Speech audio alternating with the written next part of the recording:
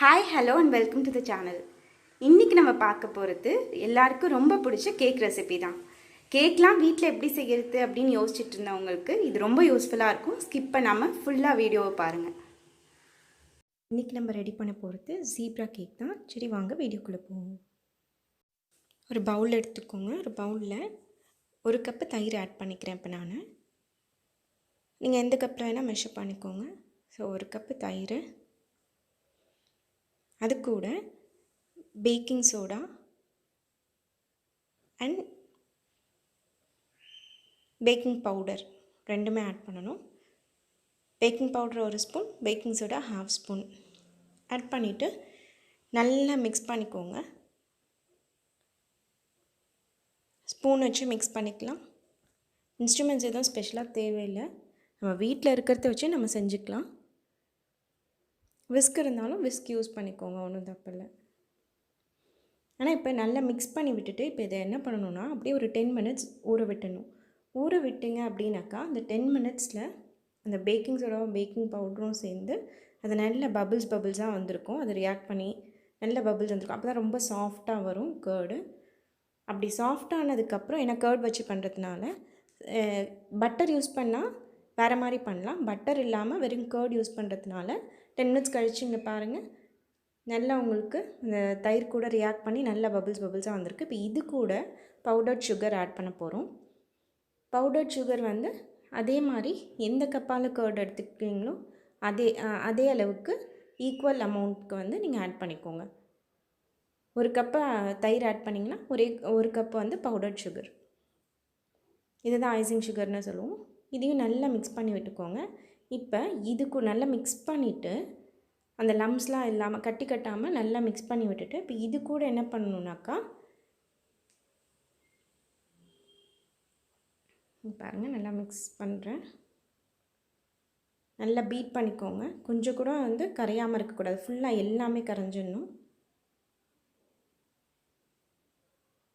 நல்லா மாதிரி நல்லா மிக்ஸ் பண்ணி விட்டுட்டு நல்லா மிக்ஸ் ஆகிடுச்சு அப்படின்றத என்ஷூர் பண்ணிக்கிட்டு அப்புறம் இது கூட நம்ம என்ன ஆட் பண்ண போகிறோம் அப்படின்னாக்கா வெண்ணெய் ஆட் பண்ண போகிறதில்ல. வெண்ணெய்க்கு பதிலாக நம்ம வீட்டில் இருக்க ஆயில். ஆனால் ஆயில் யூஸ் பண்ணும்போது என்ன ஆயில் யூஸ் பண்ணணும் அப்படின்னாக்கா எந்த ஸ்மெல்லும் இல்லாத ஆயில் யூஸ் பண்ணுங்கள். நிறைய பேர் இப்போ வீட்டில் நிறைய அவேர்னஸ் வந்துட்டு செக் ஆயில் யூஸ் பண்ணுறோம். செக்கில் ஆட்டின எண்ணெயெல்லாம் யூஸ் பண்ணிங்க அப்படின்னா ரொம்ப ஆர்டர் இருக்கும், ரொம்ப ஸ்மெல் இருக்கும். அதை வச்சு கேக் பண்ணிங்க அப்படின்னாக்கா கேக்கில் ஒரு ஆயில் ஸ்மெல் வந்துக்கிட்டே இருக்கும், நல்லா இருக்காது. ஸோ யூஸ் பண்ணும்போது ஆர்டர்லெஸ் ஆயில் யூஸ் பண்ணிக்கோங்க. ஆயில் இப்போ நான் என்ன பண்ணியிருக்கேன், ஆயில் வச்சு நல்லா ஆயில் மிக்ஸ் பண்ணிவிட்டு நல்லா பீட் பண்ணி எடுத்திருக்கேன்.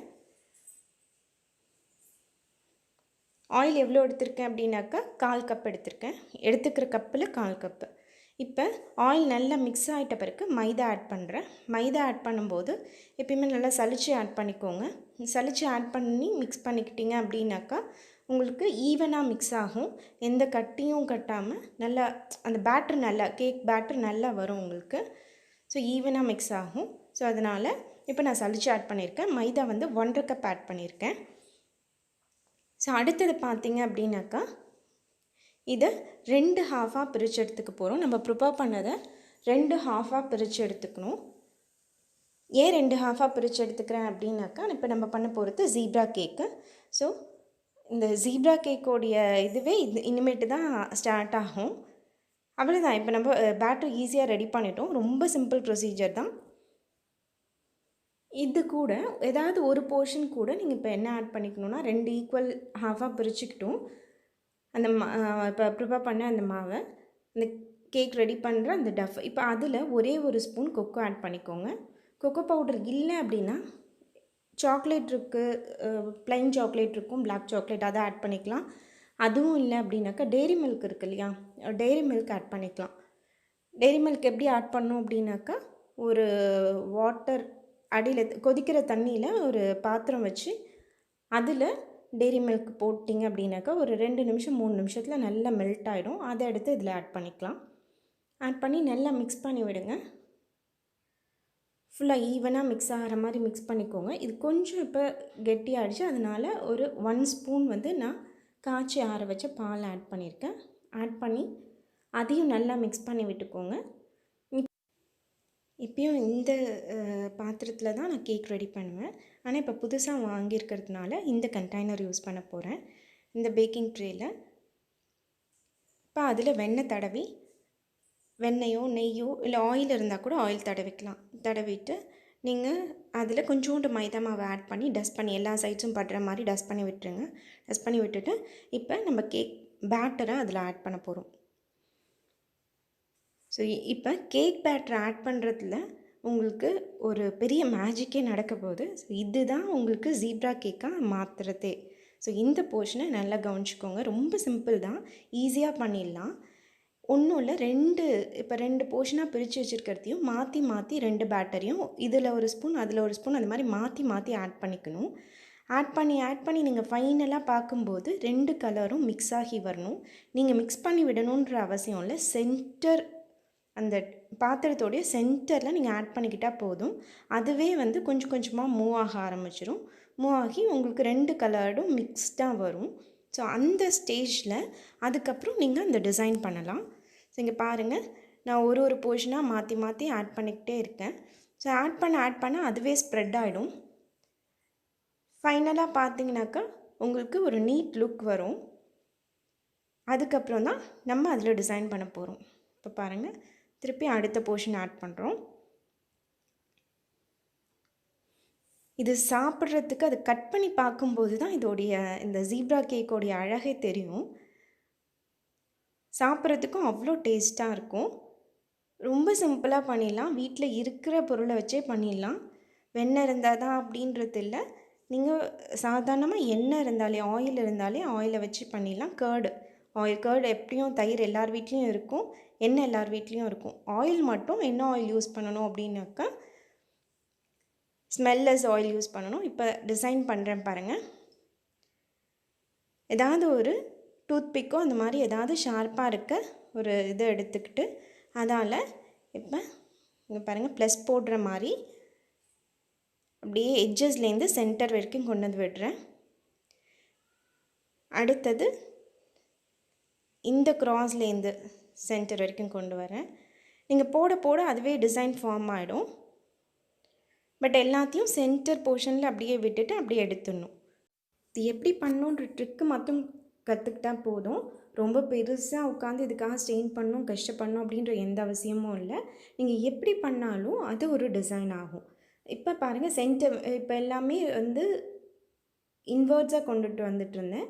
இப்போ நான் அவுட்வேர்ட்ஸ் அப்படியே போகிறேன். சென்டர்லேருந்து அவுட்வேர்ட்ஸ் போகணும். ஸோ இது வேறு ஒரு டிசைனாக உங்களுக்கு க்ரியேட் ஆகுது பாருங்கள். அப்படியே நம்ம போட்டுகிட்டே இருக்க வேண்டியதான். எல்லாமே ரொம்ப சிம்பிள் தான். சென்டர்லேருந்து அப்படியே இழுத்து விட்டுகிட்டே இருக்க வேண்டியதான். நீங்கள் பண்ண அதுவே தெரியும், ஒன்று ஒரு டிசைனாக உங்களுக்கு மாறிக்கிட்டே வர்றது. இப்போ பாருங்கள், அவ்வளோதான். ரொம்ப சிம்பிளாக ஈஸியாக பண்ணி முடிச்சாச்சு. இதுக்கு டூத்பிக் தான் தேடிட்டு இருக்கணுன்ற அவசியமும் இல்லை. எல்லார் வீட்லேயும் கருவேப்பிலை இருக்கும். கருவேப்பிலையை காம்பை, அந்த கருவேப்பிலையெல்லாம் உருகிட்டு காம்பு யூஸ் பண்ணலாம். இப்போ நான் யூஸ் பண்ணிகிட்டு இருக்கிறது இங்கே பாருங்கள், நம்ம முறுக்கு சுட்டாக எடுப்போம் இல்லையா, ஸோ அந்த கம்பியை யூஸ் பண்ணிகிட்ருக்கேன். ஸோ இதே மாதிரி உங்கள் வீட்டில் என்ன ஆப்ஷன் உங்களுக்கு கிடைக்குதோ அதை வச்சு நீங்கள் ஈஸியாக பண்ணிடலாம்.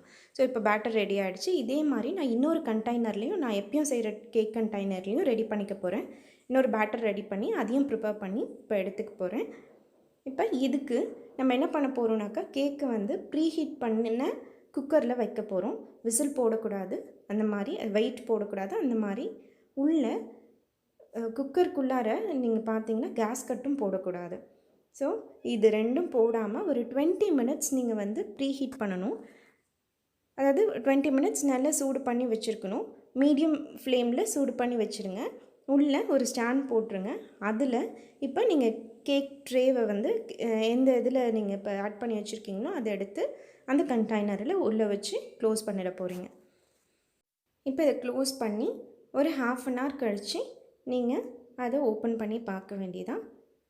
உங்கள் கேக் 1/2 அன் ஹவர் கழித்து ரெடியாக இருக்கும்.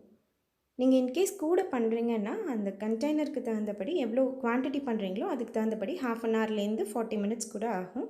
நீங்கள் எப்படி ஒரு டூத் பிக்லேயோ அதுலேயோ குத்தி பார்க்குறீங்க அப்படின்னா அதில் ஒட்டாமல் வரணும். ஆயில் தொட்டுக்கிட்டு குத்தி பாருங்கள். ஒட்டாமல் வந்துச்சு அப்படின்னாக்கா அவள் தான் உங்கள் கேக் ரெடின்னு அர்த்தம். இப்போ அதே மாதிரி நான் இன்னொரு கண்டெய்னர்லேயும் பண்ணியிருக்கேன். அதை பாருங்கள். ஸோ இன்னொரு கண்டெய்னரில் நான் காமிச்சாலே எப்பயும் செய்கிற கண்டெய்னர் அது. ஸோ நம்ம கேக்கும் இப்போ ரெடி ஆகிடுச்சு. அடுத்த கண்டெய்னரில் செஞ்ச கேக்கும் ரெடி ஆகிடுச்சு. இப்போ இதை கட் பண்ணதை பார்ப்போம். இப்போ பாருங்கள், இந்த கட் பண்ண உடனே இந்த டிஃப்ரென்ஸ் தெரியுது பாருங்கள், கலர் டிஃப்ரென்ஸ். இதுதான் இந்த கேக்கில் இருக்க பியூட்டியே. இது சாப்பிடும்போதும் இன்னும் சுவையாக இருக்கும். சாஃப்டாக நல்லா ஃப்ளஃபியாக பஞ்சு மாதிரி உங்களுக்கு கேக் ரெடி ஆகிடுச்சு. இந்த கேக்கை கண்டிப்பாக எல்லோரும் செஞ்சு பாருங்கள். டேஸ்ட் எப்படி இருந்துச்சுன்னு எனக்கு கமெண்ட் பண்ணுங்கள். இந்த வீடியோ பிடிச்சிருந்துச்சின்னா எல்லோரும் லைக் பண்ணுங்கள், ஷேர் பண்ணுங்கள், மறக்காமல் சப்ஸ்கிரைப் பண்ணுங்கள். அப்படியே பக்கத்தில் இருக்க பெல் ஐக்கானையும் கிளிக் பண்ணுங்கள். ஸோ தட் நான் உங்களுக்கு அடுத்து போடுற வீடியோஸ் எல்லாம் உடனே அப்டேட் ஆகும். தேங்க்யூ.